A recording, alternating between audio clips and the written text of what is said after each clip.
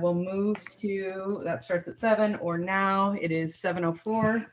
We'll move to our library bond oversight at 8, and then our regular meeting is scheduled. I think 7:30. Sorry, thank you, 7:30, and then 8 for our regular meeting. Yeah, thank you. Thank you very much. So let's call it to order. Can I have a motion to approve the agenda? The bond library parcel tax. Hang on there, Wendy. We got to call roll first. Oh my God. Thank you, Danica. Please, can you call roll? I'll go really fast, I promise. Thank you. All right. So beginning with Chair Wendy. I am here. Thank you for Chair Wendy. Everyone is free to use it. Vice Chair Magana. Present. Commissioner Allen. Absent. Commissioner Jolly. Present. Great. Commissioner Malillo. Absent. Commissioner Mendoza. Present. Great. Thank you. Commissioner Rivers. Here. Great. Commissioner Thorson. Present. Thank you. Commissioner Trudell. Oh. Hi. Oh, Commissioner Allen is here per the chat. Great. I will make a note of that. Moving on from Commissioner Trudell to Commissioner Snyder. Here. Thank you. And Commissioner Urichu. Here.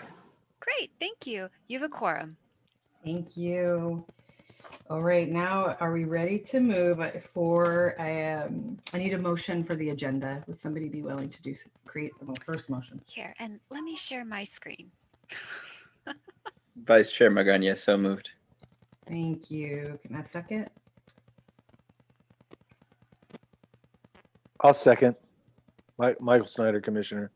Thank you. And now, thank you, Commissioner Snyder. We're going to do voting on aye, nay, abstention. Are you ready? Those who approve, say aye. Aye. Aye. Aye. Anybody say nay? Any abstentions? Thank you. We can move on to the consent calendar. Again, could I have a first?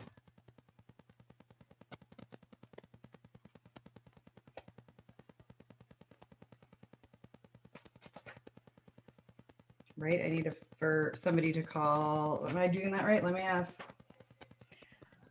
I think you just mean motion. You just need someone to move. Thank you. Yes. Thank you. Can someone move us on the consent calendar? I'll go So ahead and moved. make that.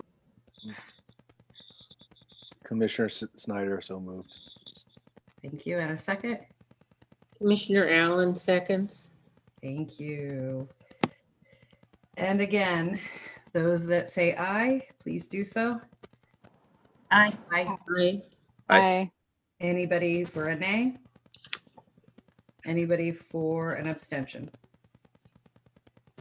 All right, Danica, do we have any, since you sent me the information, anybody for on file for public record?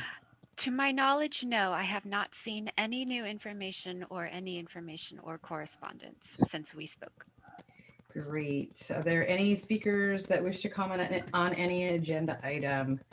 If you are, please raise your hand and you'll have a maximum of 2 minutes. I'm gonna move this, I can't see everybody. And there are no members of the public to speak in open forum. Perfect, thank you. Thank you, Anne. All right, let's keep moving. We're moving to the first item, review of the independent auditor's report on the library parcel tax fund for fiscal year 1920. And we're going to advise the city council on the status of the library parcel tax fund. And we have presentation. Yeah, We do.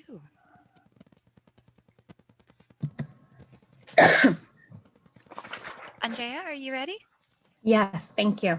Fantastic. Thank you. Good evening, everyone. So we're also joined with us today is Joe Royce. He's the city auditor. And so annually we do this presentation where we do an oversight of what was expended with the library parcel tax. We cover a little bit of history about the parcel tax, and then we'll kind of close out and see if anybody has any questions that they want to pose to myself or the city auditor regarding the annual audit. And so right now I'll just start on the actual overview of last fiscal year expenditures and a little bit of history on the library parcel tax. Next slide, please. So as the oversight role is basically to understand the allowable cost, review expenditures for compliance with the ballot language, and review and approve the outside audit of expenditures. So annually, there is an independent external audit that is conducted and brought to you guys for review and for the oversight committee to approve. And next slide, please. So a little bit in regards to the history of the parcel tax from 1995 to 2005, there was what was referred to as the Library Benefit Assessment District. People like to call it BAD, B-A-D, which I think is pretty funny. But in 2004, Measure S was approved, which was the actual parcel tax. And so that sunsetted in 2015. In June 2014, Measure B was approved, which extended the library parcel tax for until 2040. And so what happens is annually the actual parcel tax is brought to council by the Library and Finance Department, and they determine the new rate based on for the next following fiscal year tax roll. And the annual amount that can be increased is a 3% inflation. And so that's brought to council annually in June. And so that's how the rate is set for each annual, tax roll. Next slide, please. Just to kind of cover in general the appropriate expenditures that can be funded through the parcel tax. There's operations, which includes the hours, administration, repair, and equipping the libraries, homework and educational programming, which includes a variety of different programs that we offer, children's reading programs, teens and senior programs, adult literacy, job readiness, as well as access and collection, our books, our materials, as well as technology. And so there's a wide variety of items that are approved to be funded. And annually and throughout the year, we make sure that we adhere to those guidelines. Next slide, please. In 1920, our expenditures, so first, it's important to note that in 1516, there was an addition of 36.83 FTE, and that is tied to the expansion, the 6-day service expansion that was conducted in that period. And so in 1920 budget, we had a total of 76.54 FTE. 21% of our staff was funded through library parcel tax. And so just to give you an idea, it's pretty similar to 1819. 1819, we're at 20%.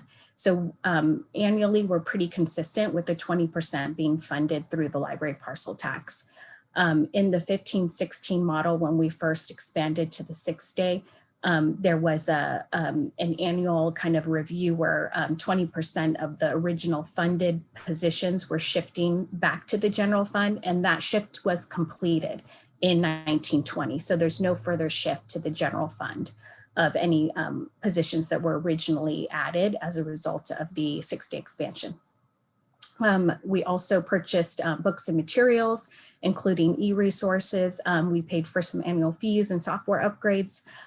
We also had public computer replacements and laptops for system-wide programming for 1920. Next slide, please. This is just an overview of the actual expenditures. So in 1920, as I said, the maximum inflation is 3%, and that's what was applied in 1920. The revenues that were collected were almost 9.6 million in annual revenue. And then our expenditures are listed.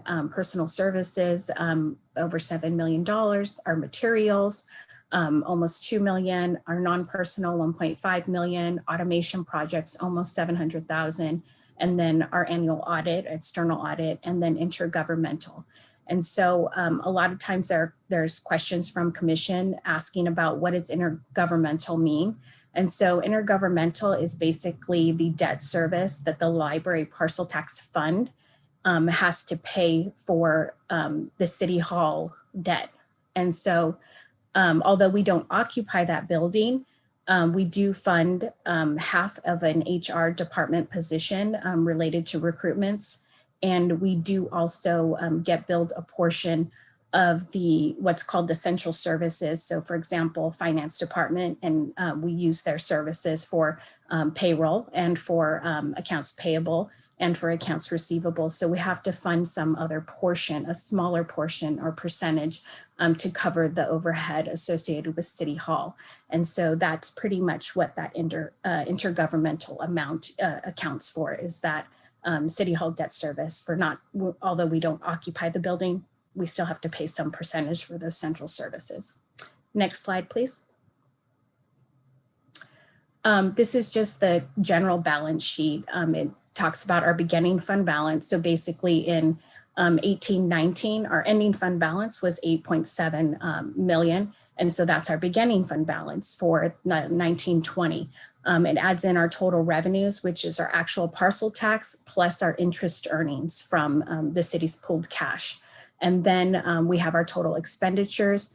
There's accounting kind of change in fund balance, accounting technical adjustment that happens. And then there's our ending fund balance of almost $7 million. So that is the amount we ended 1920 with and started our 2021 fiscal year with as our starting beginning fund balance. Next slide, please. So the audit basis is based on financial records. There's justification and backup documentation related to cost. So there's documentation in terms of contracts, invoices, and support documentation that would support the payment of those invoices. They have to clearly fit within the guidelines that we previously reviewed on the previous slide in terms of approved expenditure. And then there's also some level of inquiry in terms of any liquidations that were occurred throughout the year. And that's just all of the different financial transactions that happen throughout the year. And then the internal controls in terms of reviewing and approving payments and making sure that there's a separation of duties and that not one person isn't doing everything. And then for this particular library parcel tax year for 1920, there were no audit findings or no statement of any inappropriate expenditures. So that's the auditor's audit report indicates that. Next slide, please.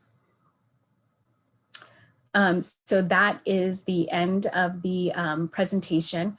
As I indicated, Joe Royce is here. He is the city auditor, and the city auditor's office is the one that contracts with the external auditor and works with the finance department to ensure that the audit is conducted annually. And so if there are any questions, he's available and here to answer any of those questions, or I'm available as well. Thank you. So are there any questions for folks presenting today? Okay, I think you're going to talk to us about the city's response to the auditor.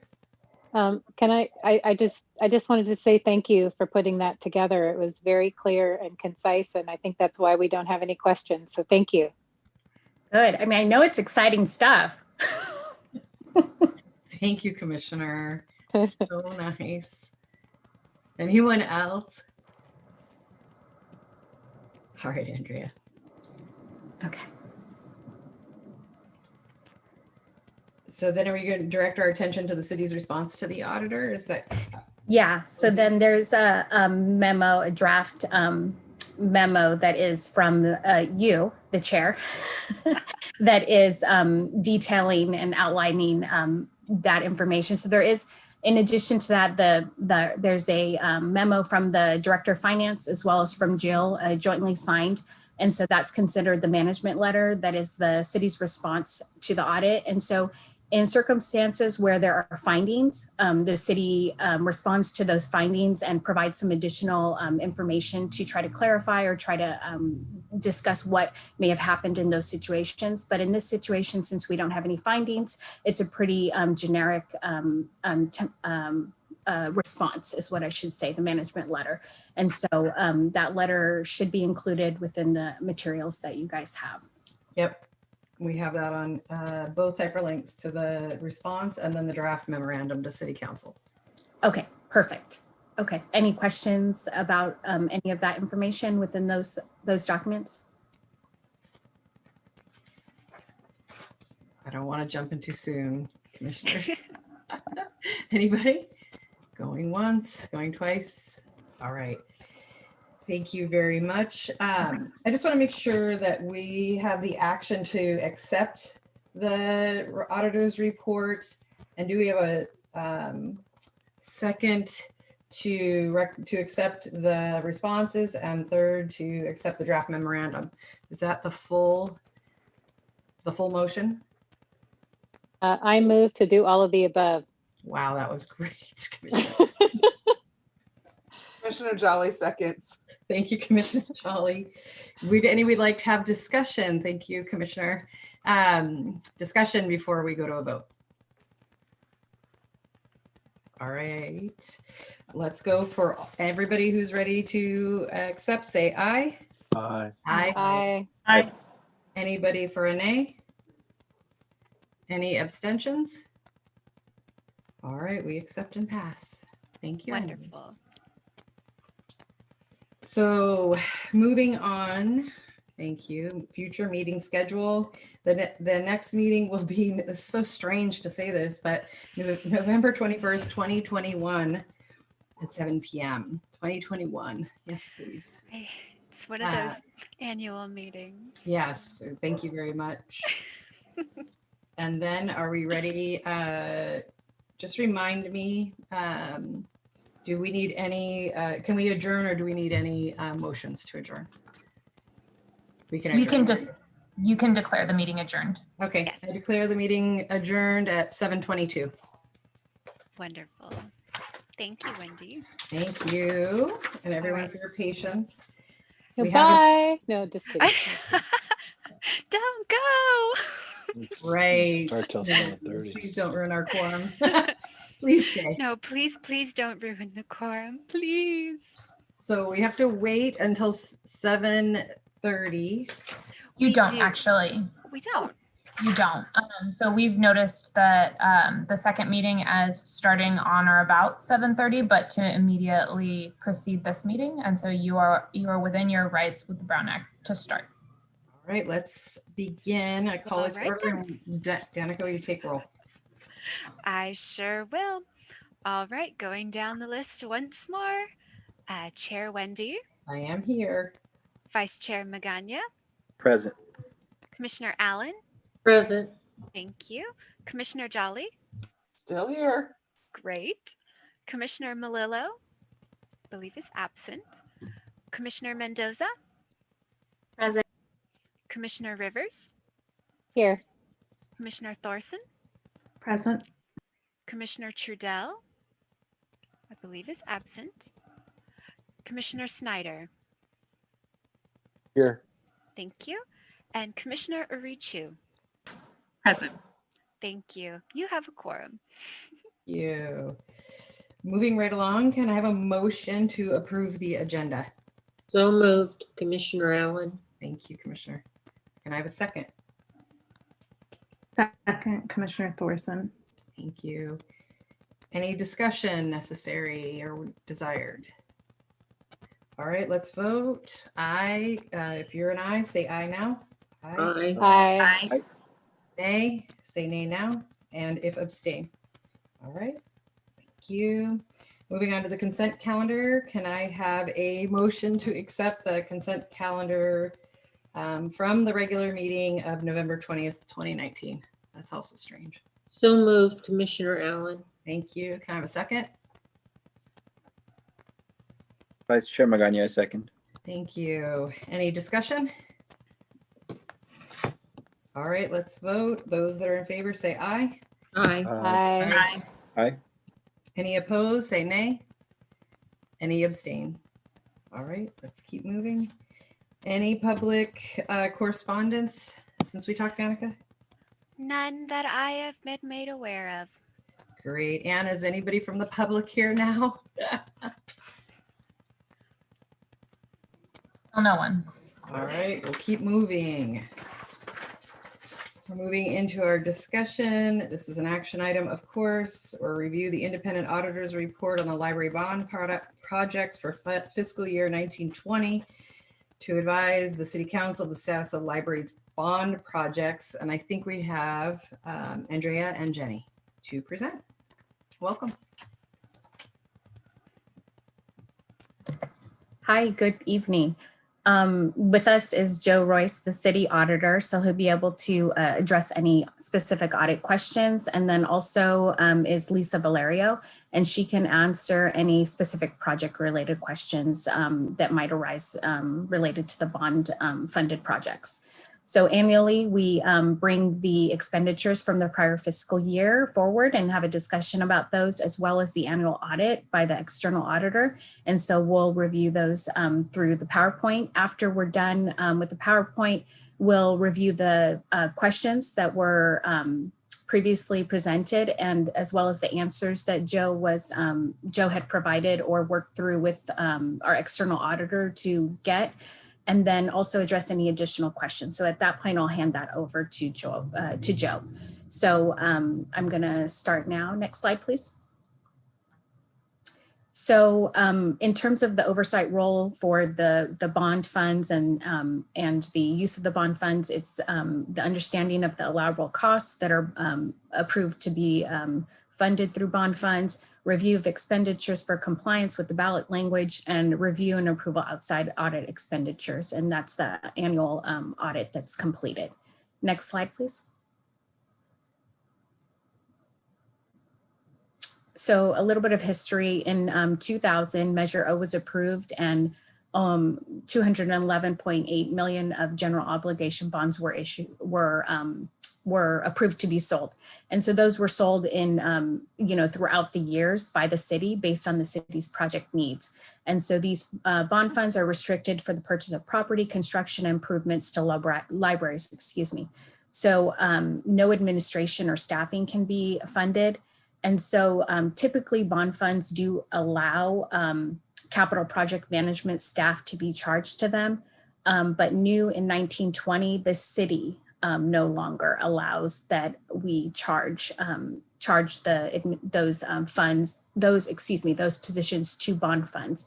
And so there is a 5% cap on what they call administrative fees. And so the city has taken a little bit more of a approach that they're not entertaining those types of positions being funded through this fund, just to make sure that we avoid any risk of hitting that cap. They are still allowing the funding of direct charge positions that are specifically working on projects. For example, if an electrician is supporting a project, that person can definitely charge because their work was directly supporting that project. So that was something new in 1920 that changed our budget, slightly changed our budget. Next slide, please. In 1920, we had a very small amount of expenditures. And so one of the reasons for that is that in July 2019, our last $5.9 million of bonds were sold at the public marketplace. And we went through a process with the Public Works Department and internally kind of reviewing our facilities and determining how to spend those proceeds. And so Jenny in the previous commission meeting had provided an update on kind of the process we went through. And so that's what led to a little bit less spending in the 1920 year. We were putting a little bit of a pause to kind of do a reset and see how to proceed with that those funds. And so we spent almost $48,000. And so we did a water filtration system in West Valley and Village Square, security cameras at East Branch and Evergreen, AMH sort module was added to Cambrian. It was an additional module, excuse me, to add increase efficiencies. And then we also had some funds that we were paid for some staff in public works to complete the bond assessment of the 3 oldest branches to make a determination on how we might be spending the $5.9 million that were issued. And so that's the full extent of what we spent in 1920. Next slide, please. The audit basis is they review the financial records, any documentation or contracts, invoices of expenditures, any types of liquidations of agreements or contracts, tasks that were performed by any of the capital staff. And so a lot of times, a good example is that the public works staff was able to charge to the bond funds because they were doing the assessment and analysis of those 3 bond or non-bond funded branches. But our capital staff was not approved to charge to those because they were not directly working on work that was associated with that. And so that kind of was a little bit of a change this year, but the public works capital project staff was able to charge. The other things that are looked at are internal controls in terms of making sure there's a segregation of duties and multiple people looking at the transactions, whether it be an expenditure or posting of interest earnings. For this particular audit year, there were no audit findings of inappropriate expenditures. And so it was, and that's what the external auditor concluded within the audit. And so next slide, please. And so that's it. That's the end of my presentation. Great. Any folks want to ask questions or make comments for our staff? Yeah. I have a question. So I just wanted to ask about equity lens on the places that received the funds. I saw West Valley and a couple of that look like more of the more affluent areas, but I didn't see like Alum Rock or South Side. So I just wanted to ask what what the review process was in terms of which ones were selected and why. So for the water filtration systems, I believe we only have 1 branch remaining that doesn't have a water filtration system. For the security cameras, I know that I believe there are, Lisa Valeria would have to correct me. I know there's a number of branches we're working on getting the security cameras completed in this year. And I hope she's on here and can answer that question in terms of how many branches are remaining. I want to say it's 5.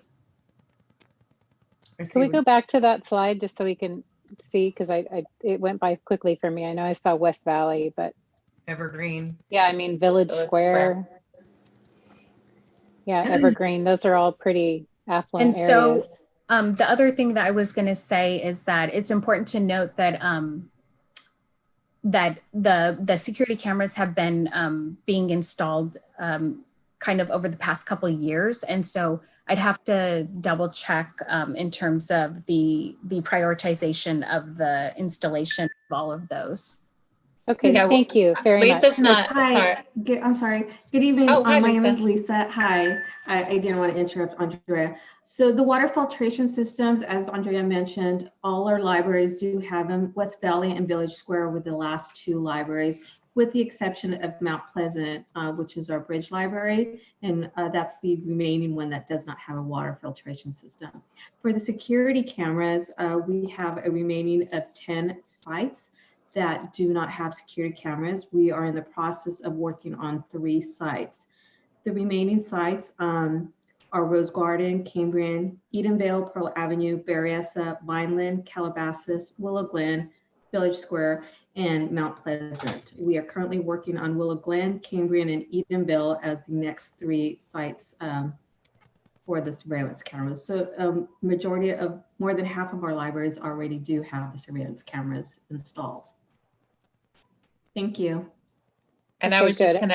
to add to that, yeah, the priority for when we started the project for adding security cameras, which has been a multi-year process just due to the cost and our need to sort of piece it out, was definitely a priority based on an equity lens to start.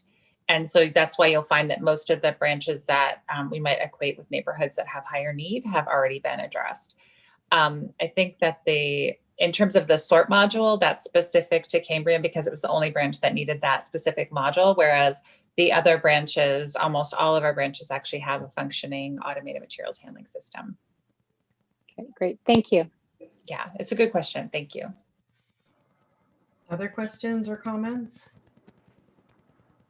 I have one. I just want to, oh, go ahead. Sorry. I'm sorry. Sure. Sorry, I'm late to the meeting. I thought it started at 7:30. I guess I got bad information. Welcome. The only comment I have is that as far as the bond, the report that the accountants do, they refer to the commission as the Library and Early Education Commission. They ought to suggest they update that to the correct nomenclature. Good point. Yeah. Thank you, Commissioner. Anyone else? I just want to congratulate you all on both of these. I should have said it in the earlier presentation, but of having no audit findings. That's no small feat. So I really appreciate that and the diligence it takes to have that occur. So thank you for that. Yeah, and I think, thank you so much for acknowledging that. It's a lot of great work on everyone's side.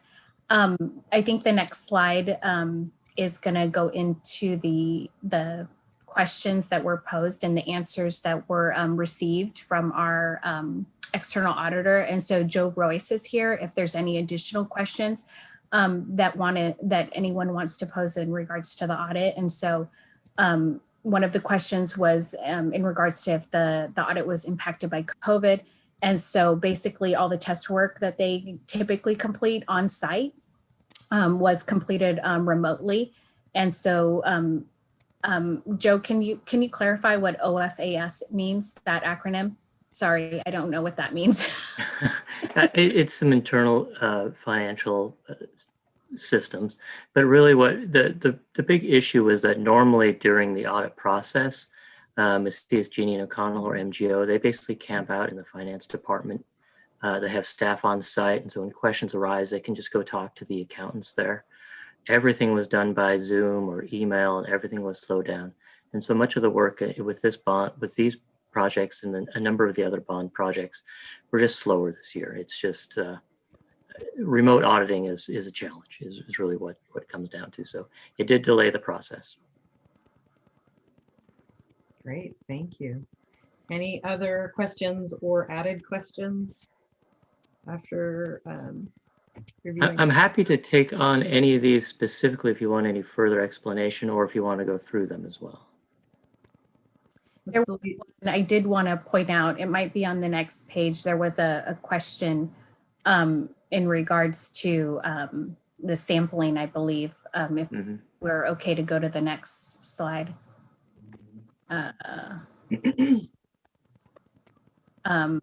So what's the accuracy and confidence levels associated with the sampling? And so 99% confidence. So I think it's important to note that they do sampling. They don't look at every single transaction, but to have the 99% confidence, it's a good percentage. It's a very good statement.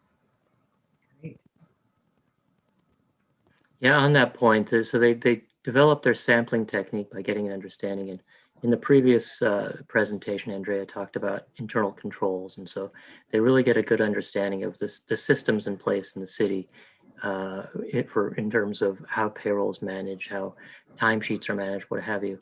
And then from that, they're sampling to look to make sure those controls are working as intended. So it's really they come at it from different places. And nothing came up with the switch. This is 1920, but nothing came up from March to June with the switch into COVID payroll shift and staffing. And that's incredible. That's incredible. Yeah, it's a big shift for the city. Yeah. Truly is. I'd say for everybody. Yeah. I also wanted to point out there was a question about the time frame, and obviously the time frame was July 1st through June 30th, but they did some subsequent testing, and the reason for that is because when items occur after the fiscal year that are deemed significant, that are necessary to disclose, they do that, and that's why you'll sometimes see a note for subsequent events, and so that's why the testing ran through November. Just want to make sure that anything that's significant that popped up that would be important for a reader to understand the context of the financial statements is disclosed. Great, thank you, Joseph. Well, I have one question. Just in general, because I think, again, all of these presentations were super clear and concise, and the documentation you sent was also super clear. I just wanted to ask, is there anything that you think we should know, or that you think important for us to know that's not included on any of this? One thing is that would be, I think, helpful for you all is that, so Mrs. Jeannie O'Connell, we contract with them for about 22, 23 different projects in the city. And as part of their annual audit work plan that I approve every summer, they're required to provide a peer review report. So basically they get audited by another accounting firm, and that needs to be submitted to the AICPA, the American Institute of Certified Public Accountants, and that's on file with the AICPA. So it gives a little more level of assurance that the people that were doing this testing are peer reviewed and are meeting their professional standards. So it is something that's important that we ask every year. Great. Thank you for sharing that. Thank you. Right. Anyone else before we move for our action? All right. So I believe our action, if someone will move, is to accept the independent auditor's report on the Library Bond Projects Fund and supporting documents, to include the city response to the independent auditor and the memorandum to the city council. Who will make the motion? So moved, Commissioner Allen. Thank you, Commissioner. Who will second? I second, Commissioner Trudell. Thank you. Any discussions? All right. Just again, amazing job. Thank you, guys. Thank you very much. Thank you. Thank you. All right, let's move to vote. Those in favor say aye. Aye. Aye. Aye. Anyone opposed, say nay. Any abstentions? All right, thank you for your report.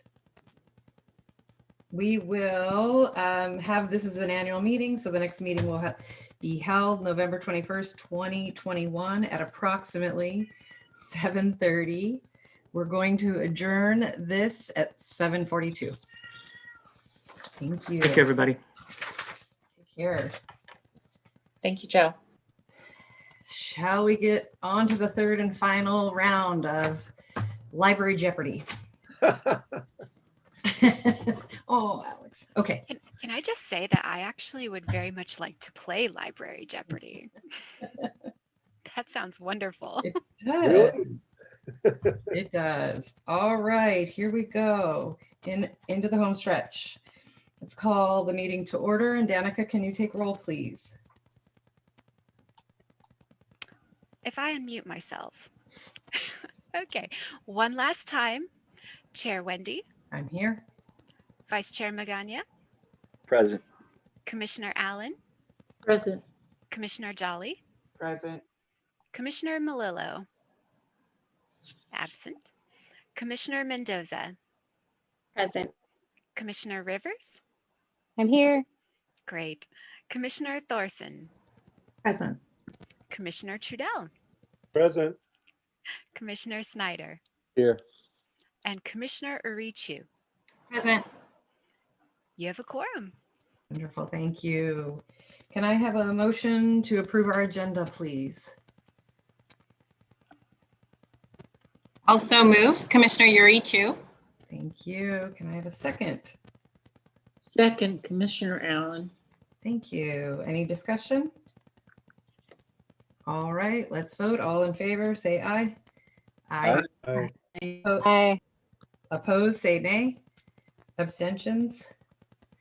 All right, let's move on to our consent calendar. Can I have a motion to accept our consent calendar to approve the meeting minutes of our October 21st, 2020 meeting? Can I have a motion? I'll make the motion, Commissioner Trudell. Thank you. Can I have a second? Vice Chair Magana, second. Thank you. Any discussion? All right, all those in favor say aye. Aye. Aye. Anyone opposed, please say nay. Any abstentions? Let's keep moving. Public record, is there any new correspondence since we spoke? Danica. To my knowledge, there is not. Okay, Anne, is there any members of the public present? There are no members of the public present. Excellent. So now we'll move into our discussion and action items. We have, looks like 4, 3 information, 1 action. Correct. All right, it looks like we're going to have a report on the COVID-19 service impact and overview from library staff. Welcome. Good evening. So tonight we have our wonderful Deputy Michelle Ornat is going to provide you with an update on the work of the library during the COVID-19 pandemic. Hi, everybody. This is the 4th month that I've been presenting on the service impact and overview with our response to COVID-19, and the report seems to get longer and longer. So tried to reformat it a little bit and really hit on some of the high points and some of the future plans that we have as we go into 2021. Next slide, please. Again, just to remind everybody that really try to prioritize our response to COVID by compartmentalizing and using a plank system to focus on public services, emergency response, student and families, digital inclusion, all with safety, operations, and communications in mind. Next slide. So with the news this week, with the county going to the purple tier 1, and the city going back to the stage 6 status, what that essentially means is that we are maintaining existing operations as we have built them and how we started back in June. When we opened up our first express site in June, we were at stage 6. And so our existing operations still, again, are express pickup, the materials and device and hotspot lending. We have added makerspace ship outreach. We also have learning pods, and we continue to provide virtual programs and school support.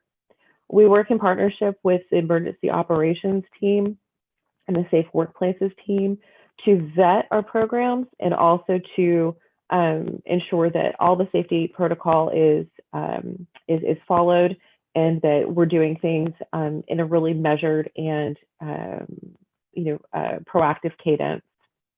We have a number of proposals still with the EOC as they're working through this.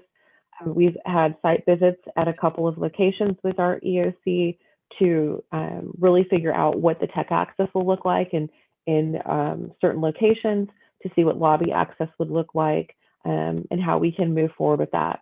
Even though we are in stage 6 and in tier 1, the planning won't be stopping, and we'll still be continuing with that to function that way. With all of the tier parameters that are set in place for libraries. And finally, we're continuing our EOC support, digital inclusion, childcare, and a number of other activities that library staff is participating in. Next slide, please.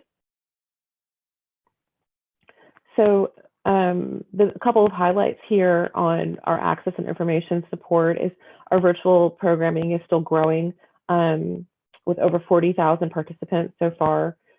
We have 75% of our programs are occurring live, the ones that are virtual.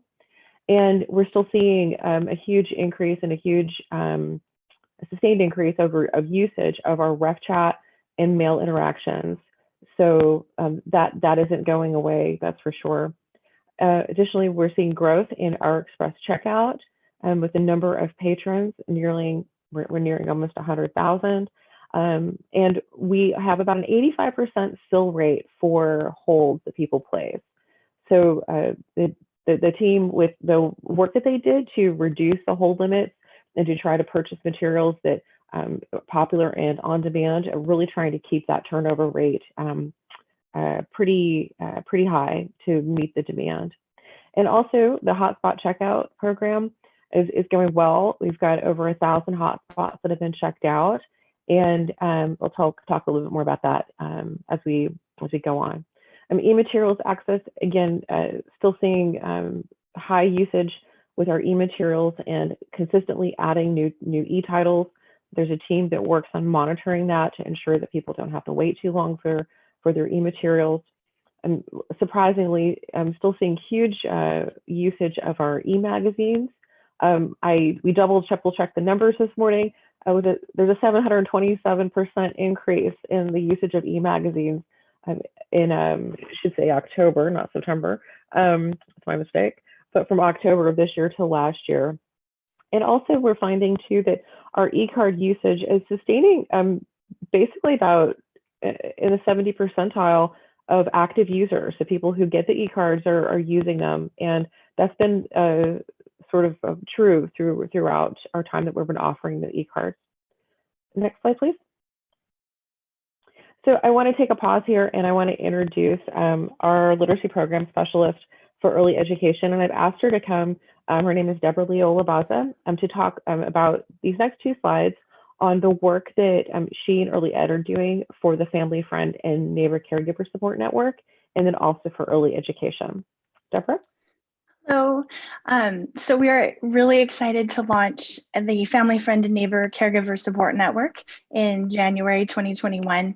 This project is happening in partnership with First Five Santa Clara County and the Santa Clara County Office of Education, along with other partners, in an ongoing relationship with many community partners.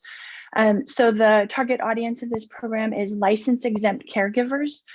Those are caregivers like extended family members, grandparents, aunts, uncles, and then neighbors, friends, babysitters, nannies, people who are not required to have a license, but are doing the extremely important work in our community to support families and children during this time, well, and always.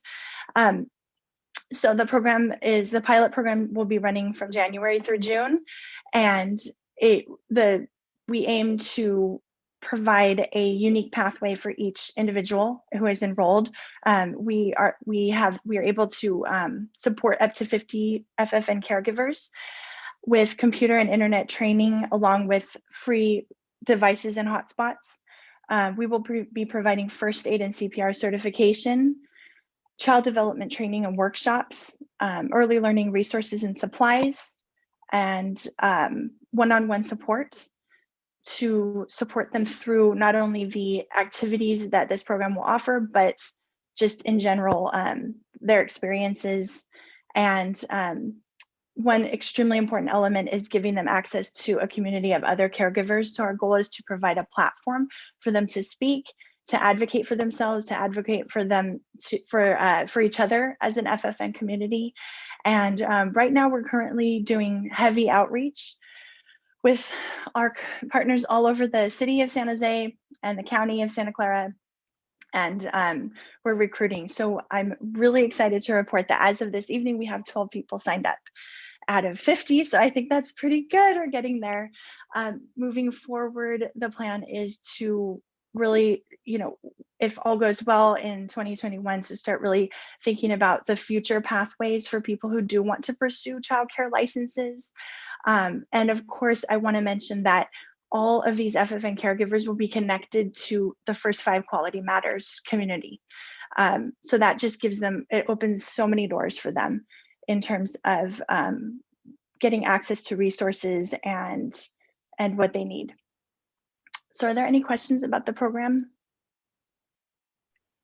How do people sign up for this if we know people who might be interested? Oh, yes, thank you for asking. They can call Early Education Services. We have our phone number on all of the flyers, and you can email Early Ed as well. And then I just reach out to them right away. From there, they get hooked into our email group, And we'll also be doing a texting service to keep them engaged. So I'm sorry. So is early education? So is that on the library website? Like, where do they find that? It's yes, it is. I can also share the flyer with you. So it's been distributed widely, but can I send that over to you directly? Yeah, no, I'm just thinking of putting it on my Facebook page and like people I know who are looking after other people's kids kind of thing. I just wanted to share it. Yeah, thank you. No, Yeah, this sounds phenomenal. So yeah, thank you. It's kind of long, but it is earlyeducation@sjlibrary.org. We can get it out. Yeah, I can send that flyer too. I think Deborah, we'll make sure that Danica can send them any materials you want to share with the commission. Fantastic. Thank you so much. And thank you for sharing the program. No, I think I just want to thank you as commissioner to this, in our community right now, folks are taking care of children outside of licensed care in record numbers, and we need to support them. I mean, they now are our community. They always were, but they really are. So you all just jumping right in and taking a big, deep breath and saying, we're going to go is commendable. And I'm deeply appreciative as a commissioner and certainly as a First Five partner. And thank you for your partnership. I have a question. Commissioner Allen, yes. I'm hoping that none of this is going to be impacted by us going back into the purple. That is an excellent question. And actually, 99% of this program is virtual, at least for the pilot. The only piece that is on ground in person is first aid and CPR certification, but that is optional. And so I've been really telling caregivers who've asked, that is an optional piece, and you can be all virtual. Thank you. Vice Chair Magana. Thank you for doing this. This is exciting. And I'm sorry if I missed this, but do we offer this in Spanish and in Vietnamese by chance? Yes, thank you for asking. So all of our written materials so far have been translated to Spanish and Vietnamese. We have an in-house staff person who speaks Vietnamese, and she will be supporting some of the candidates who need that support.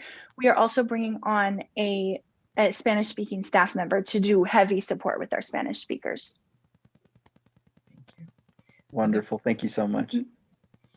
Other comments or questions on Family, Friend, and Neighbor? All right. Thank you, Deborah. Okay. Thank you. Ready for the next slide? Yeah. Next slide. She's got one more to do. Yeah. So we also have been working hard to support childcare providers and families in the city of San Jose. So 3 major projects that have been lifted in the last couple of months. The first is the CARES Act Relief Fund. All of this is in partnership with First Five Santa Clara County and Santa Clara County Office of Education. The CARES Act, this what we call is the CRF Relief Fund, is $3.5 million committed to providing stabilization grants to licensed family child care providers in the city of San Jose. So they're required to have their licenses in good standing and to be operating their businesses in the city of San Jose, and to demonstrate a loss related to COVID. So those are grants are up to $10,000 per provider. And currently, as of a couple of days ago, First Five reported that there were 437 applicants. So we're nearing the target,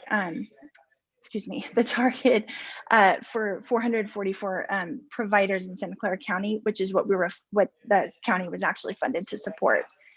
And then I think that about covers it. Recently, the application was extended to November 23rd, just to make sure that we capture as many providers as possible.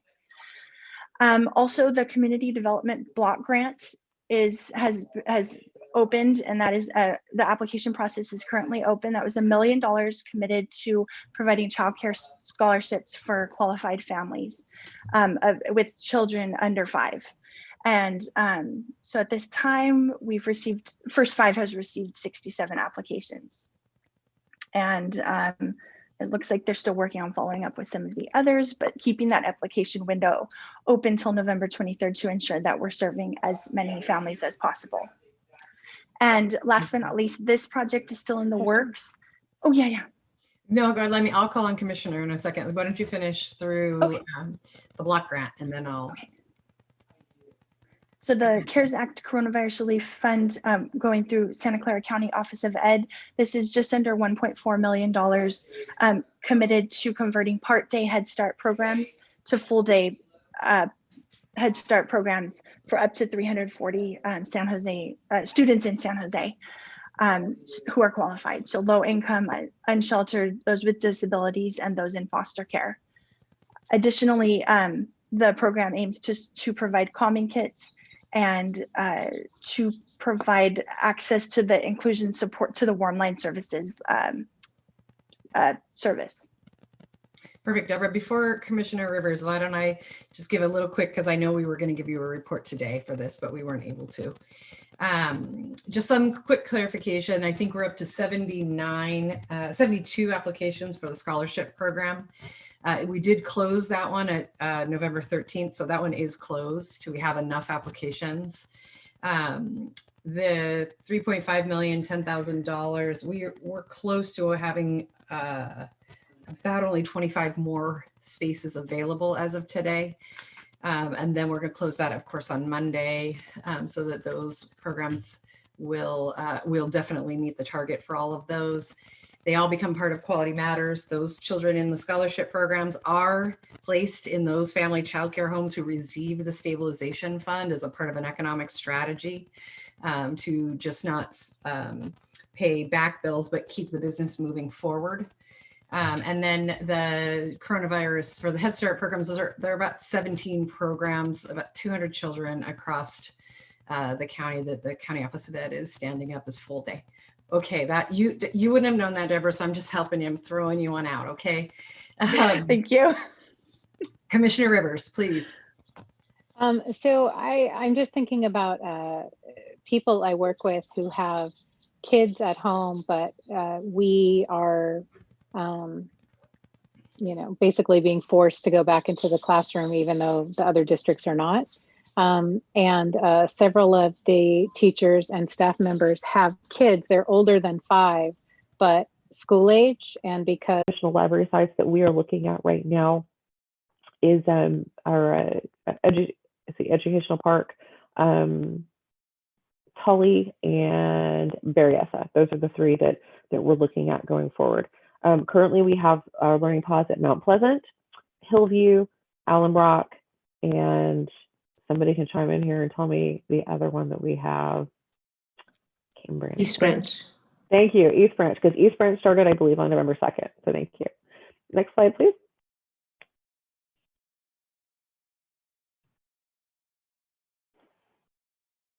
Next slide. Oh, there. Okay.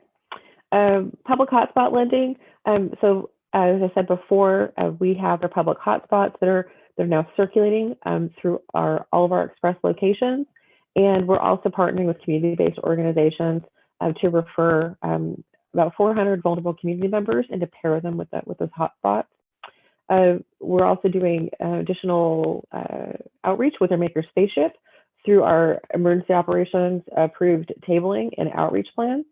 And now when the hotspots will start to come back, then the team has developed a survey to engage with the people who have used them, being able to just find out what some of the connectivity objectives were, and to be able to hopefully develop more robust programming insights based on that usage.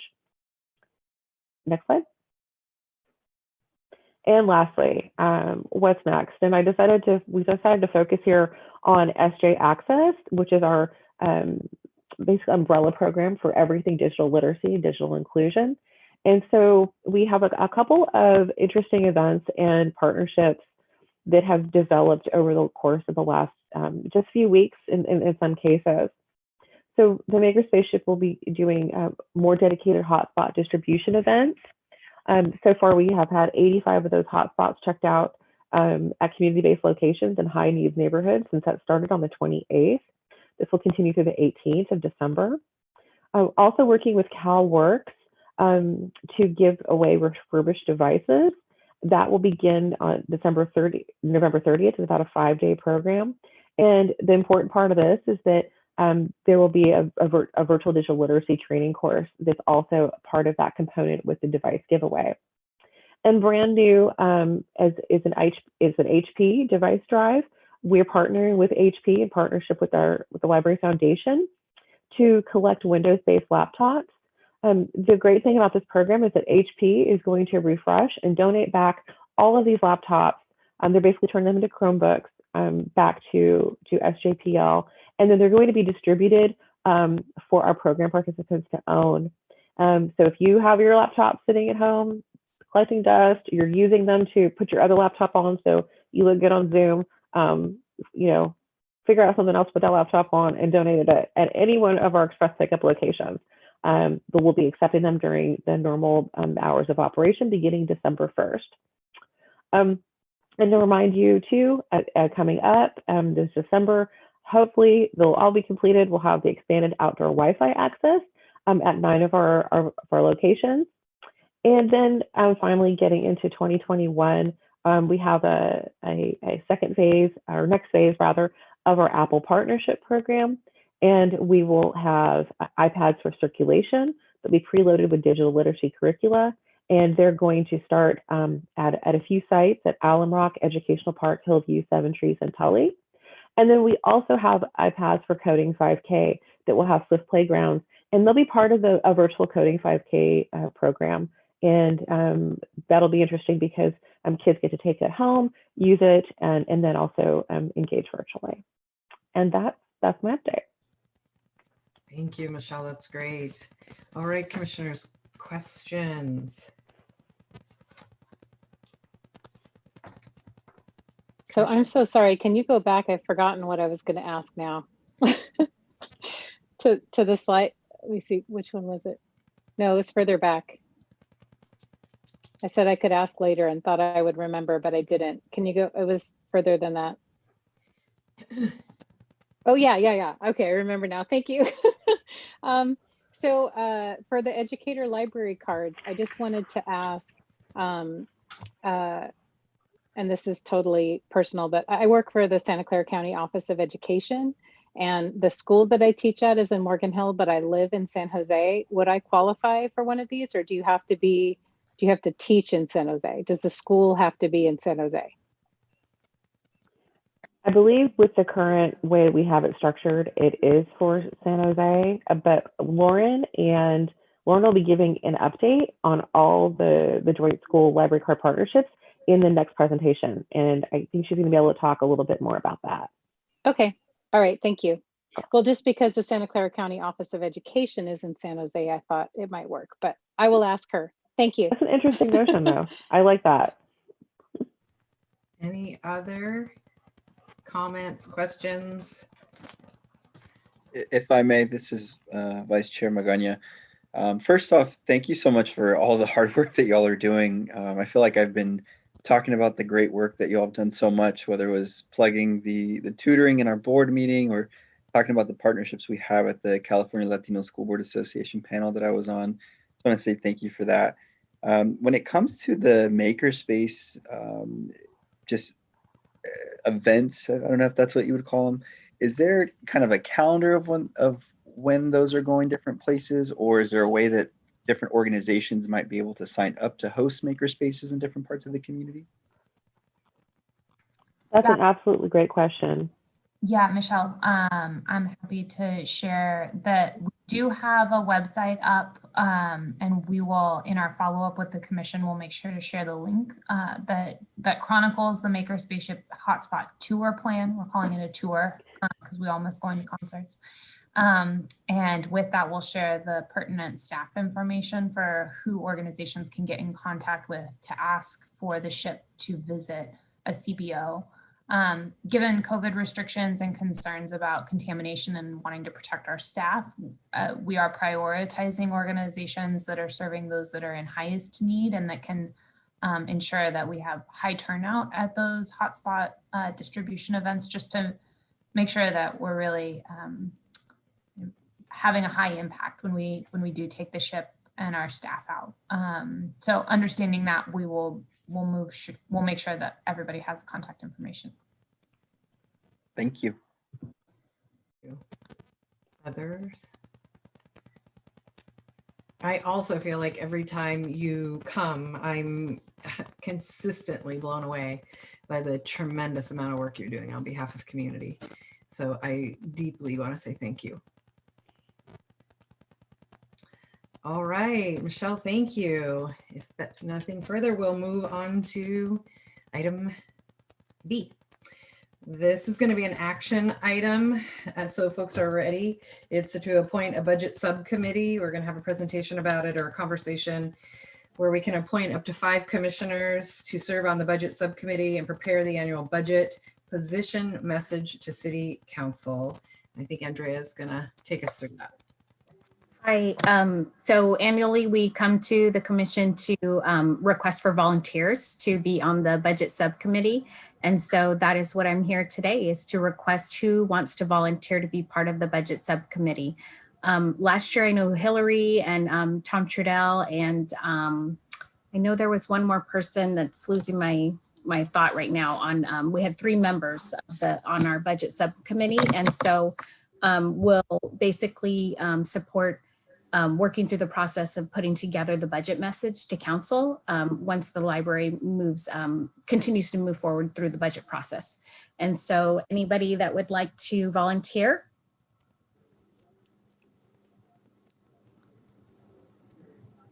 We could play Jeopardy, library Jeopardy. And so the meetings will be virtual. You know, any meetings or discussions will be virtual, which is what we did last year as well. Andrea, how many meetings is the commitment? What's the time commitment? So last year we did, I believe it was 3, and I believe it was about an hour each meeting. And then we had a couple email exchanges, of course. Who would like to volunteer? And the up to 5, not necessary to have 5, but up to 5.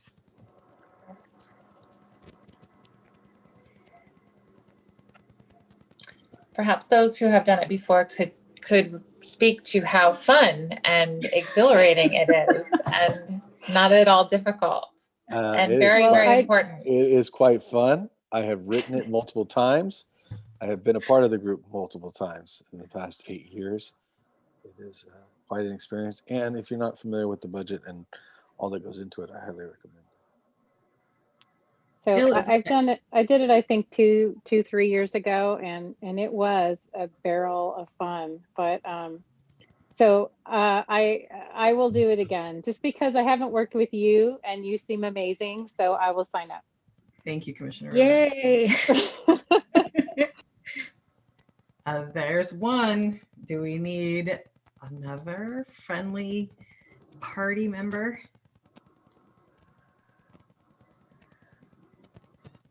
Since I did it the last time, and I don't remember exactly what I did.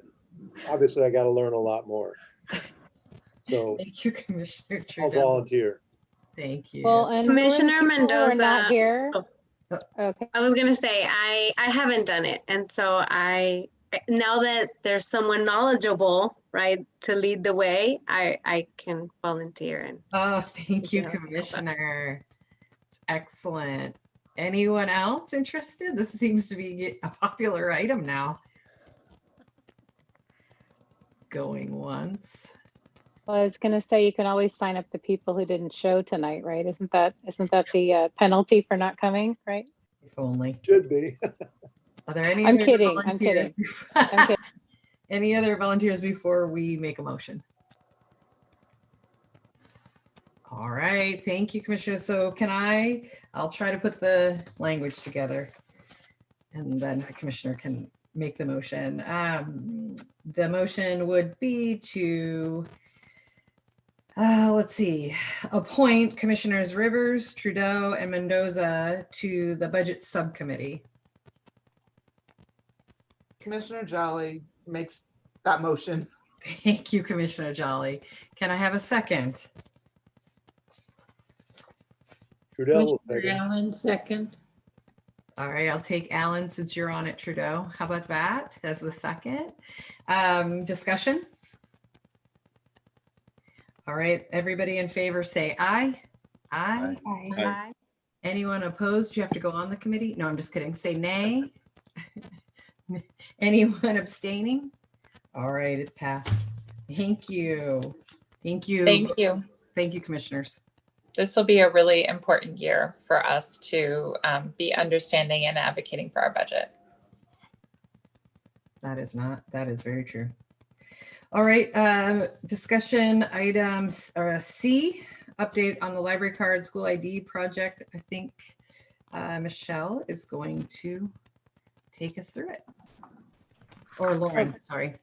Yeah, hi everybody. Lauren Hancock will be doing this presentation about our student library card. She is our community program administrator for Expanded Learning.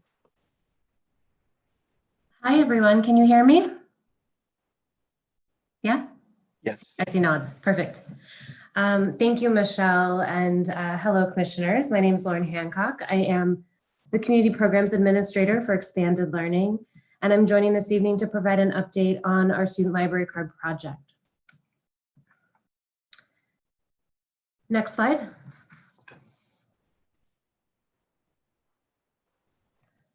We know the importance of access to high quality reading and learning materials is well documented, and a lack of access has far-reaching impacts. And the Student Library Card Project seeks to remove those barriers and access and opportunity and provide materials and programs to our students. And we know that many of our students lack appropriate devices and connectivity and access to digital resources for our schools, for digital learning and homework help and online support. And the Library Card Program provides that help and bridges those divides. The education policy reinforces our city's commitment to prioritizing educational development and the support for our students and their families. The city, and with this initiative, the library's juvenile fines free program in July provides the necessary foundation for our school districts and us the pathway to partner together to launch this very important program. The Student Library Card Partnership prioritizes some key values in our policy: equity and opportunity. Equity of access to quality education experiences and opportunities to experience a wide variety of educational opportunities. Next slide. All right, I think we can only see half of our local education agencies the way that it has been shared. So to date, the library has issued 59,961 student library cards to Alpha Public Schools, Discovery, Luther Burbank, Mount Pleasant, San Jose Unified, Alum Rock is on there, Franklin McKinley, Downtown College Prep. And we're proud of these partnerships that extend well beyond providing cards to our schools and students. And we recognize that our continued partnership and relationships with these local agencies are extremely important. We're proud to announce that this week, Cambrian and Franklin McKinley have uploaded student data, and they will be receiving their library cards next week. Next slide. Same thing happened here. So you can only see half of it. The other half is a surprise. So we have future local education agency partnerships. We're proud to bring on Oak Grove and Evergreen School District, as well as Berryessa and KIPP Charter Schools, and Eastside Union High School. And like I said, Cambrian will be issuing their cards next week, and well as Oak Grove. Oak Grove has moved into the process of almost receiving their cards. Next slide, please. So here's a little bit more information about our library cards. You can check out up to 5 items. You can request 5 items at any time. They have an unlimited access to our subscriptions for electronic resources. The cards do expire upon graduation or if the student leaves one of our school districts, and they can obtain a full access card not at any of our branches right now, but they can go through the process online and with their parent or guardian and get a card. And parents obviously have the choice to opt out of the student library card per their district's defined opt-out procedures, which we've been supporting and helping them figure that out. Not many students do opt out, but they do have that option. Next slide.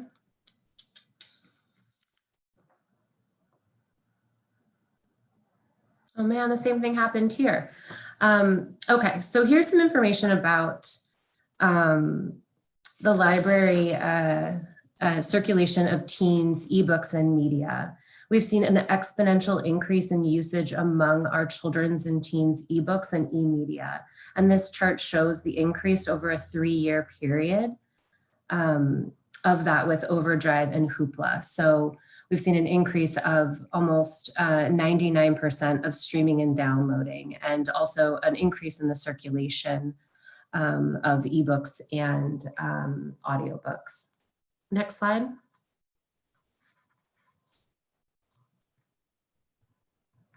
So here is a chart, and when we, we'll fix this before we upload it, so it's better, so you can better see it. So here's a chart about usage of children's and teens cardholders over a 3-year period.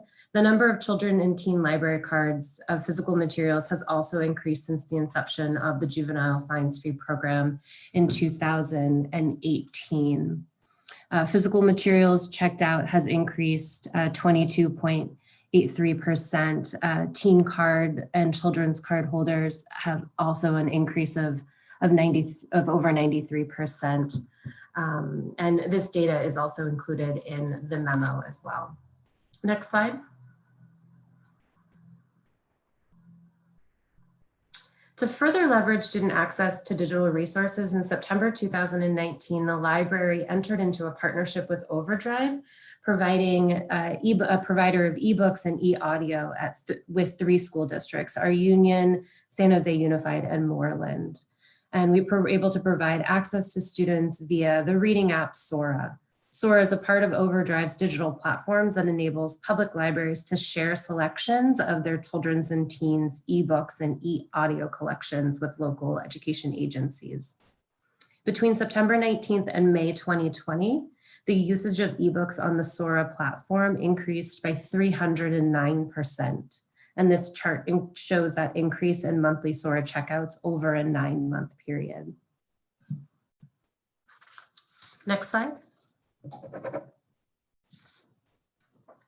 So once we physically closed the libraries at our schools in March, we took that opportunity to do some really strategic outreach and engagement with our school districts. So we reached out to all of them, cast a wide net of possibilities, and Alum Rock Union School District, they piloted our virtual class visits with us, and they have a great YouTube video of an interview with one of our librarians and one of their principals highlighting our digital resources, talking about the library card. Rocket Ship and Oak Grove invited us to staff meetings and parent meetings to help talk about what the library can provide, ways that we can help. Also provide technical assistance on how to navigate websites and how to use library cards. San Jose Unified promoted a lot of our website and resources on their home pages, and Union School District also participated in our virtual class visit pilot. Another note of Alum Rock Union School District, we joined all of their staff meetings in March and in April, and that allowed us to get our information out pretty quickly in March and April's closure, but that also gave us a really strong foundation for our relationship moving into the summer and the fall, and now as we may be closed more long-term, we now have some inroads with the school districts with really strong engagement and relationships. Next slide, please. Oh, I can't see any of this, so I'll just read my notes. This fall, we're excited to continue the development of our partnerships with our student library cards to over 60,000 students. We have a goal of reaching 100,000 students by the end of the next school year. And we're also looking to provide assistance and programs and books to our school communities. So through those relationships and those outreach efforts that we did when we first physically closed, we'll continue to support our communities and our schools and those with student library cards. We'll continue to offer virtual pathways to engage with our students and our teachers, and this includes distribution of Wi-Fi hotspots in the digital literacy classes for their families and for teachers as well. The library also plans to release our educator e-card to provide educators in the city of San Jose an increased access to our library resources and further support the needs of their students. The educator e-card provides extended checkout periods, fines free on overdue materials, and additional to the physical learning materials, it'll allow the teachers working in the distance learning setting an alternative way to access online resources, our database, and our curriculum, and support their classroom curriculum. One thing we're doing with the library card, with the e-card for the educators, is we're going to pilot office hours with the librarians, because we recognize teachers do a lot of great work, and so do our librarians, and our librarians know all of these tips and tricks and cool ways of navigating our databases and accessing our e-resources. And so especially for some of those older students or older teachers that work with middle school and high school, they can get a one-on-one personalized tutorial of how to use the databases or how to access different programs. And so with the e-card, as we promote that, we're also going to launch a new pilot program to really provide some of that more technical assistance and one-on-one support for teachers and librarians, and really lean into the knowledge that the librarians have about all the great stuff that we can provide. And in 2021, the library will continue to assess student usage and the impact of the student library card, including feedback from participating school districts. We'll report that progress out to the Neighborhood Services and Education Committee next summer of 2021. Next slide. Does anyone have any questions? Comments? Yes, Commissioner Rivers. Yeah, so I don't know if you heard my question earlier, but I work for the Santa Clara County Office of Education. I teach high school at Blue Ridge, the juvenile hall in Morgan Hill, or incarcerated youth. And I think my colleagues and I would love to take advantage of all the things you're talking about with the educator card. The County Office of Education is headquartered in San Jose. Most of us live in San Jose, but some of the schools are in San Jose and some are in Gilroy and some are in Morgan Hill, but they're all the County Office of Education schools. Would we qualify to get the educator cards, or does this physical school have to be in San Jose? Jill, I see you coming off mute. I got so excited. So we actually we serve a number of school districts that are located out of the school bounds, but the students are living in San Jose or are from San Jose. And so with the number of our programs, we do specify in cases where the service is going directly to the student that those students be San Jose residents because of our funding source. I think in the case of the educator card, as long as some of the students that you serve are from San Jose, it would be entirely appropriate for the educator to receive that card. Okay, well, they definitely are. I mean, certainly not all of them. There are some that are from Gilroy or Hollister or Morgan Hill, but at least some are definitely from San Jose. Yes, and we also have a very strong partnership with the Santa Clara County Office of Education in so many ways now. So I think we could also explore partnering with them to ensure that all the educators who need it are able to get the card. That would be amazing. So I will, thank you. I will figure out how to make this happen, because I know my colleagues will be super excited about this too. Great. And Lauren, did you say when the educator card will be rolling out? November 30th. Okay. Either the 23rd or the 30th, but I think we're looking at the 30th. I can reach back out to you, Commissioner, and make sure you have all of that information. Okay, thank you, Lauren. Get ready, man. This is really cool. I'm gonna get out. All my teacher friends are gonna be jumping on this. I know it. Can you please send that to all of us as commissioners? So we all have ties to educators. That's right. Great if you send it to all of us as opposed to just one. Absolutely. I'll make sure that the link for the homepage that talks about the educator card and has the form to fill out, it goes to everyone. Thank you. So So thank you. And can I just say, I just want to say thank you for that. And then also just for this entire program. Sounds amazing. Thank you. Definitely. I have a few questions and suggestions. Of course.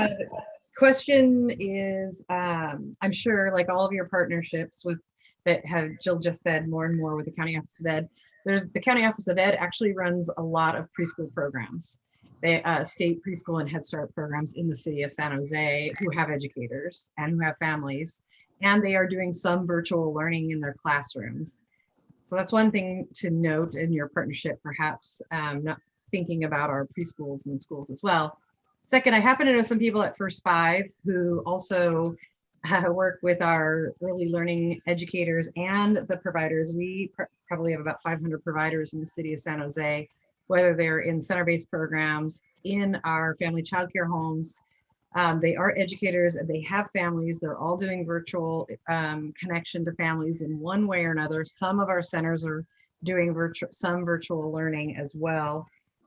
Love to invite you into that network of educators and families and children that would really need the access, as well as our family resource centers where our bridge libraries are also there, and kind of figuring out how to connect our partnership around bridge libraries, the educators at the FRCs and the families that are accessing them. And it's quite a big network. Not that you don't have enough on your plate already, but it's a pretty exciting thing. And when you open it up wide, I can imagine our early education workforce would be thrilled.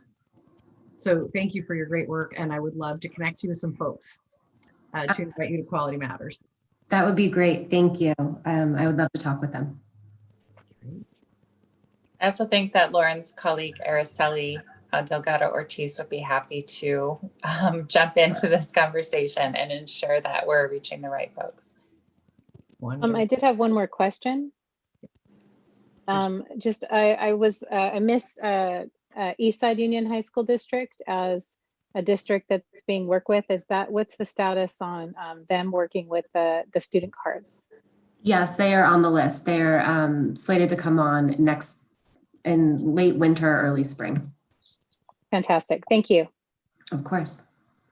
And also, I just want to say it out loud, although we can work with Araceli on it. County Office of Education has taken over the referral and resource network for our county, which includes all licensed childcare providers. So there's another way to reach out to our early education workforce. Thank you. Work with Araceli on her connections and the existing work that she is already doing around with the County Office of Education and First Five and FRC and stuff. So I'll sync with both of you to make sure that we're reaching all the right people. It's wonderful. Thank you, Lauren. Thank you so much for your work. Of course, I'll make sure that the slides that everybody has and that are uploaded, you can see the correct charts and the right numbers.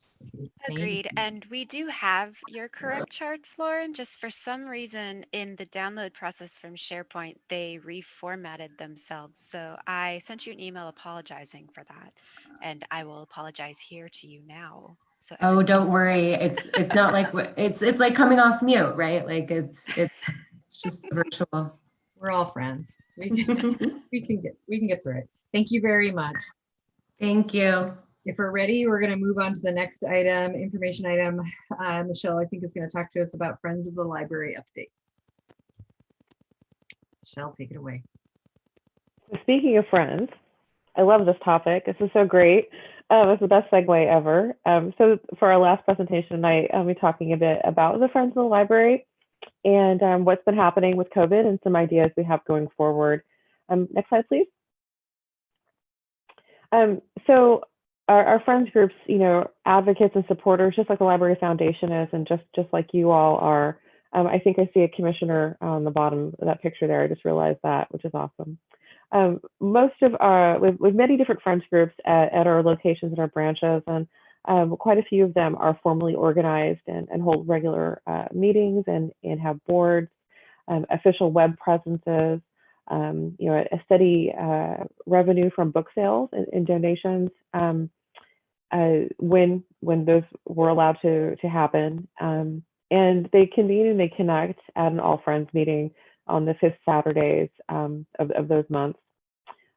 We currently have MOUs, memorandums of understanding, between the library and 14 different friends groups right now. And the important thing about the MOU is that it's basically an operating agreement and a number of terms in there that allow the friends to have space and recognize the space in the library, and solidifies that partnership. The amount of donations that the friends groups provide the library is just it's incredible. So when I look back over the last 3 years, on average, the 3-year average has basically been $100,000 per year in donations, and that goes to purchase circulating materials, programs, supplies. And for fiscal year 18-19, about 15,000 volunteer hours were provided by the friends groups, most of which are very small, small but mighty. Next slide, please.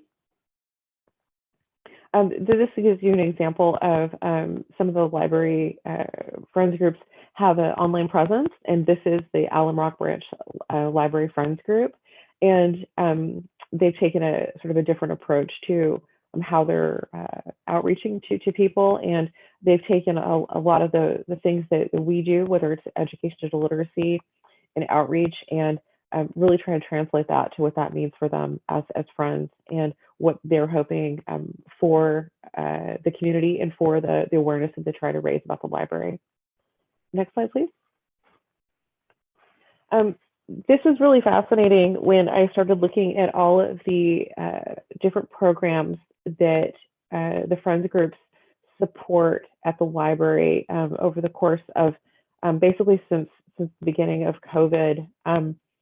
When I asked my senior managers to give a little bit of input about friend support, I was thinking that each one would give me just a couple of things, and I was absolutely inundated with emails and follow-up emails about making sure that I had every piece of information and ways that the friends support the library. So I just picked the ones that seemed to just stand out to me, and I was going to have one slide, and I have 4 now. So I just think it's just a testament to this advocacy and dedication that the friends groups do have for the library. So if you remember, we did a 3D face shield and cloth mask project, and the friends helped support this. And the couple pictures here of the library staff figured out how to use our 3D printers to produce 3D face shields that were given to healthcare providers. And staff actually who work at the library and they do express pickup, they also are available to wear those as well. The friends support summer learning and Silicon Valley Reads, different author events and staff appreciation, and unique programs like Opera San Jose. And the thing that also they've been doing too is also promoting now or supporting virtual programming. Next slide, please. So the breadth of programs that the friends provide for children and families is really interesting. They're really actively supporting things that we have aligned ourselves with in education digital literacy strategy. So whether it's sensory playdates for preschoolers, coding programs, different astronomy programs, basically things that are interactive in ways that go beyond what we would normally have considered years past. The Friends of the Library would just support, a summer reading program. Next slide. And crafts. Used to be just summer reading and crafts, but now it's more. The teens programs at the branches, especially Teens Reach, are heavily supported by the Friends, and they provide, when they were able to meet in person, crafts and snacks, and really are part of ensuring that teens have a robust and rich experience at the libraries. So whether it's a lock-in, whether it is a startup funding, which I just learned about for a weekly teen gaming club that was supposed to happen pre-COVID, virtual reality programs, and then also looking at ways to try to continue that engagement during this virtual time. Next slide, please.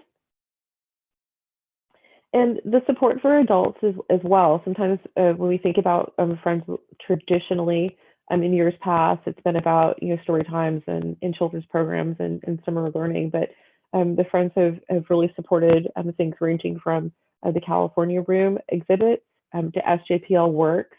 And these are two new programs that the Friends recently supported with advanced entrepreneurship and created a pathway and a possibility for people to participate in both Spanish and in English, and even went so far as to provide seed money to each participant who finished the entrepreneurial program.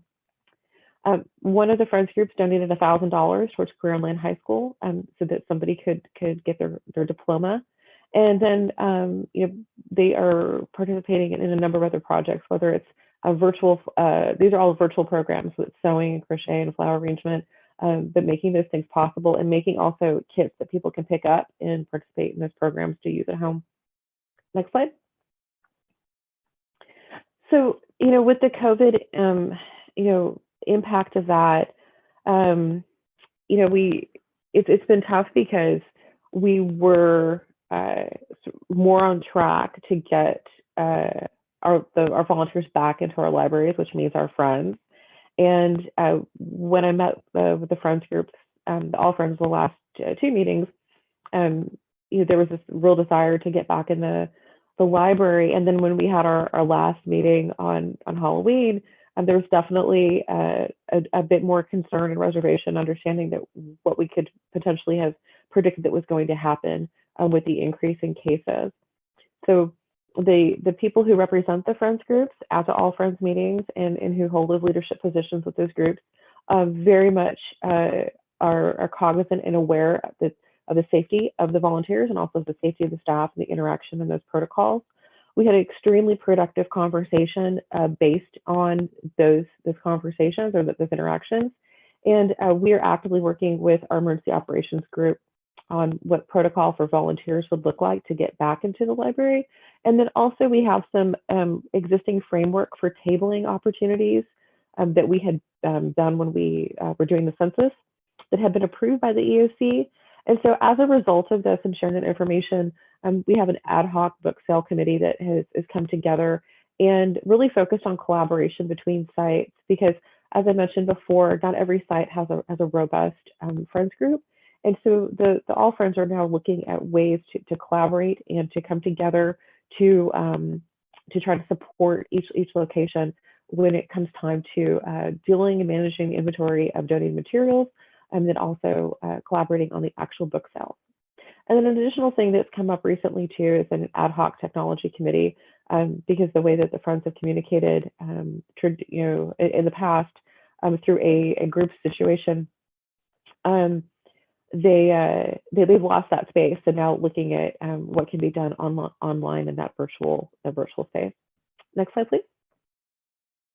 So in thinking ahead to 2021, and in conversation I've had with several Friends members, one of the things that the library really wants to recognize and to celebrate and appreciate is this dedication of these volunteers that do so much to support the library programs, the community, and also the staff. And the relationship that we have with our Friends groups and the All Friends isn't just about the book sales, and it isn't just about the moving of the materials. It's really about the deeper community connection that we have. So one of the things that we're looking at is a proposal to try to plan a virtual retreat in a way that's a little bit different than the All Friends traditionally would be, which is sort of a business meeting for them. But to lay out on the library side, what the 2021 programs are and what the initiatives are.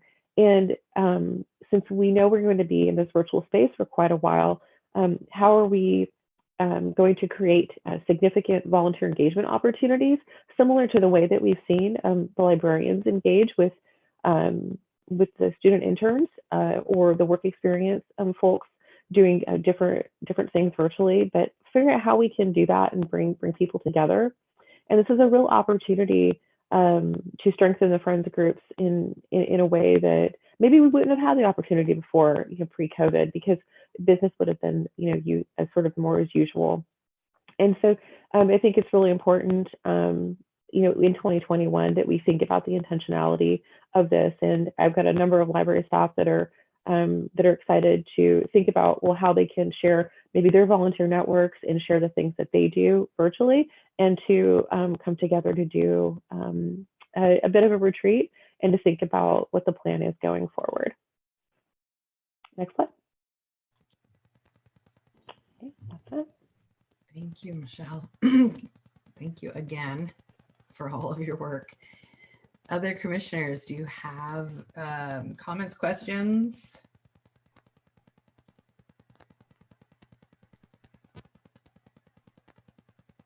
All right. Thank you so much, Michelle, for taking us through all of this. Really appreciate it. Commissioner Trudell, I saw you came off. Did you want to say something? Yeah, I just want to thank Michelle very much for all of her support. I'm on the board of the Almaden Friends, and we are also on the ad hoc committee for book sales. Obviously, the last meeting we had with Michelle, we were in orange. Now we're in purple, so it's not looking any better for sure. But we are just dying to do something, and obviously our main source of money to be donated to the libraries from book sales, and I don't see that on the horizon. So anything we can do, I'm speaking for Almaden for sure, to help out virtually or even personally if possible. We're ready to do that. And thanks again to Michelle, doing a great job. Wonderful. Thank you. Thank you for spending time with us tonight, Michelle. Thank you. All right. I think we're moving on. Kylie, yes, is here for Councilmember Arenas. Yes, thank you so much, everybody. I know it's late, so I'll try to keep it short and sweet. It's really great to see you all again. And yeah, I'm Kylie with Councilmember Arenas' office. So jumping right in, childcare has remained a priority for the council members. She's continuing to fight for additional funding to ensure that those who need childcare have access to it. And of course, it's really awesome too that the childcare providers are also getting assistance with some of the, the array of great funds that are available to them currently, which we've been pushing for really hard in our outreach efforts. Very exciting news from yesterday's council meeting is the passage of the community Wi-Fi program, which will be a major step forward in the efforts to do more of that bridging the digital divide work. And basically what this item will do is just moves a series of agreements through that will allow the city to obtain the services necessary to provide and prepare infrastructure and equipment to bring the Wi-Fi to those underconnected residents over in the East Side area. It's really exciting. And then our office is really excited about Maker Spaceship. We've been alerting our school partners and then, post on the council member socials to alert neighbors because it's headed towards East Ridge this weekend. The council member was actually at the Welch one and got her daughter Anna signed up with the library membership. So it's really cool. It's really exciting. It's so glad that that's back. And just in summation, thank you all so much. All the numbers are really, really exciting. There's a lot of good news that you all give me to share with the council member. Things have been pretty sad with, us moving back to purple. So this is good news to share with her. And thank you to the commission and for staff for just the continued collaboration and providing our residents with these really vital services, right? It's clear that they're being used and they're paying off. So thank you all so much. And that's all I have this evening. Thank you, Kylie. Actually, thank you again. It's been so nice to have representation from council member's office. We know she's a huge champion. We see her in the space. In fact, I was on a meeting with her while her daughter was running over to the makerspace. So I'm like, okay, we are so connected. So please give her our best. Will do. Thank you very much. Thank you. Let's see, we'll move on to chair announcements. The only one I really want to flag for folks is, again, actually Councilmember Arenas and Esparza and Magdalena Carrasco. Also, we're working hard to push out information about the Reed Hillview Airport and the community's feelings and thoughts about what it is they want with that big piece of property. The lease runs out in 10 years. It's owned by the county. The fact that there was a lead, WHOI released, the World Health Organization released a lead emissions report, and it didn't come out so well for Reed Hillview and the surrounding neighborhoods. From no lead emission is good lead emission. I think we all know that. And so they are 35th worst airport for that. The community came out to a meeting for the Board of Supervisors. There was 3.5 hours of 1 minute community testimony, 1 minute, 3.5 hours. The predominance of it was the community wants it closed and reimagined into community property and space, parks, homes, things for children and families, and the conversations need to begin now. A lead report is coming out, and it will be presented. A further lead report in the ground and air will be ready to present to City Council in March. And so yes, the commission voted for County Board of Supervisors voted on a continued plan for community engagement on how to reimagine the property. That was passed 4-1 last night at 10:30, 2 nights in a row for Wendy. Yay. So anyway, I just want to make sure you all know that that's going on. I'm happy to share if you're so interested when it comes up again with the city and the county and that particular piece of property. That's all I have. I also did show up though there as a library representative and First 5 and SJ, San Jose Unified trustee-elect. Okay, Jill, I think you're up. Great. I'm sorry it's a little late, guys, so I'll be brief. One thing I wanted the commission to know is that the college and career readiness standards that you all have approved and forwarded to council did go through the Neighborhood Services and Education Committee, which is chaired by Councilmember Arenas and will be heard by the full council on December 1st for adoption. So we'll have Danica send you out information about that council meeting when it is scheduled so that you may attend if you choose and give testimony if you choose, but definitely we always note your support. Secondly, we have coming soon a holiday laptop donation drive. So in partnership with Hewlett Packard, the library and the Library Foundation are hosting a donation drive to refresh and repurpose used Windows laptops.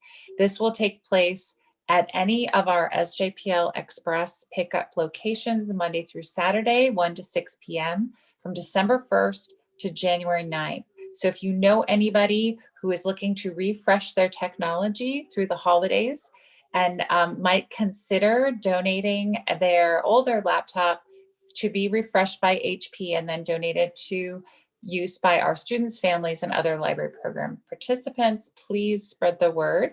This is, of course, a tax-deductible donation thanks to our partnership with the Library Foundation.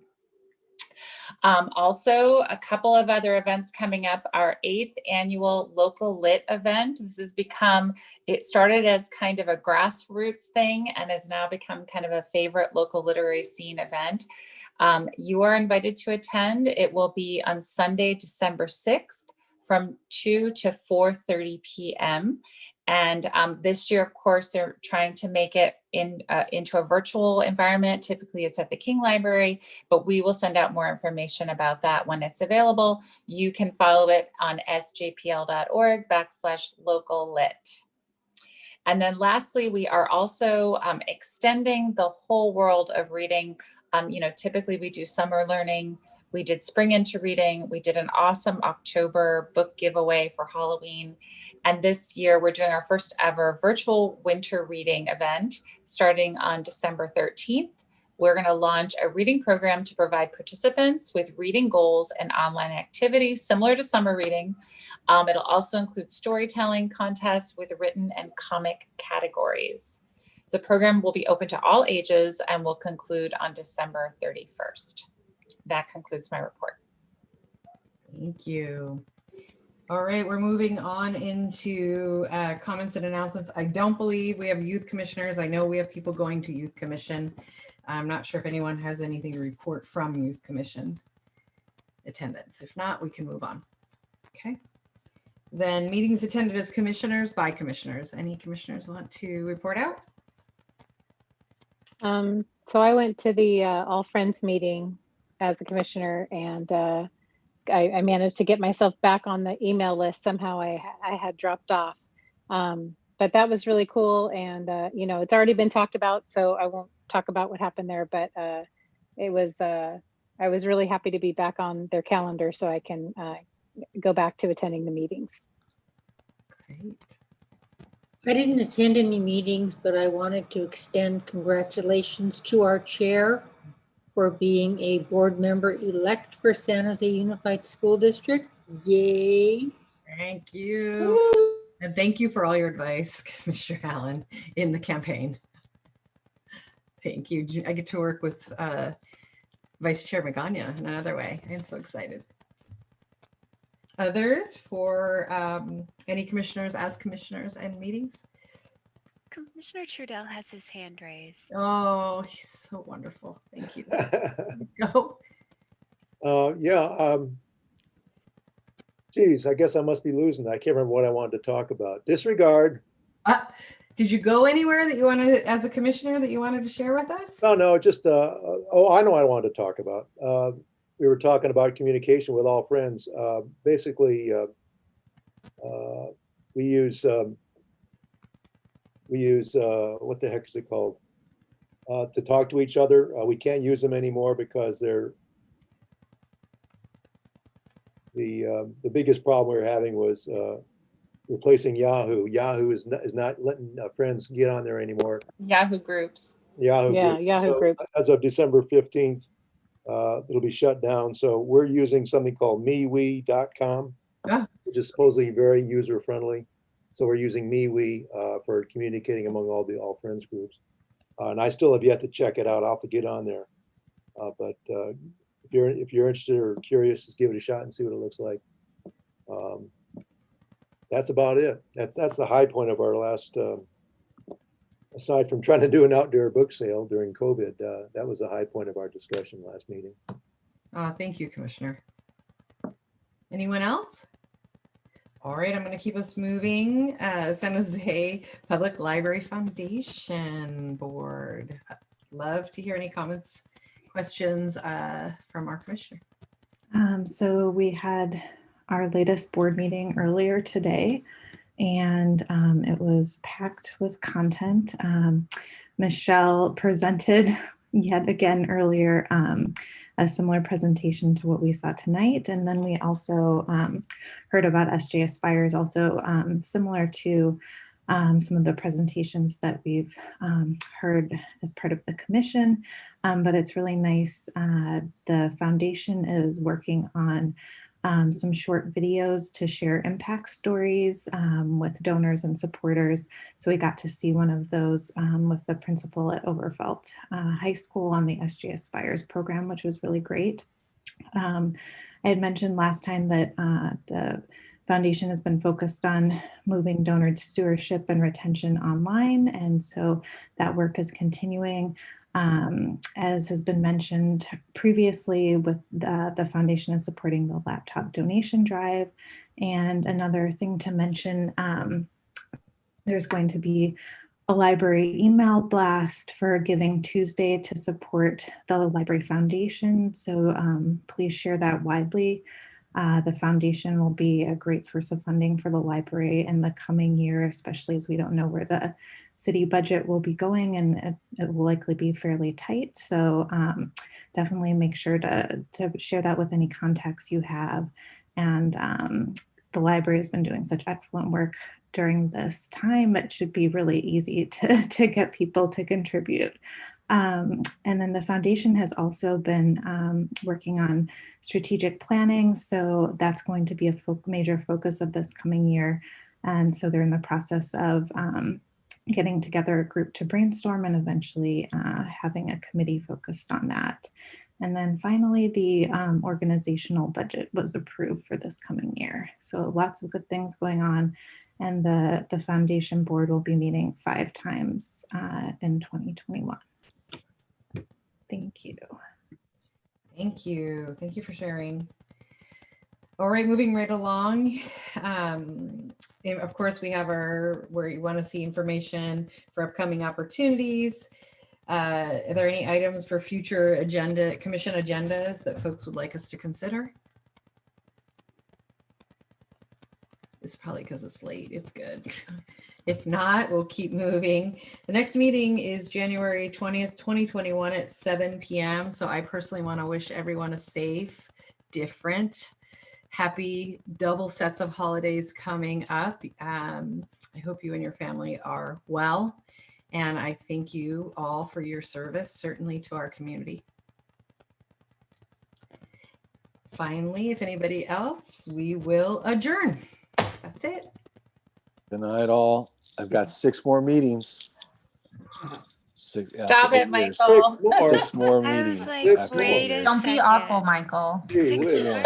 more. But who's counting? Time.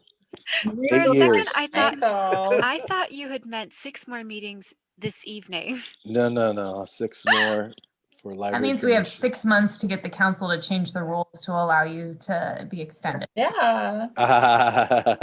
Exactly. We'll make an exception for you. Everybody have a great holidays. Great Yeah. Christmas. Merry Christmas. Thank you, everyone. Thanks, everybody. Bye. Happy New Year. Happy New Year.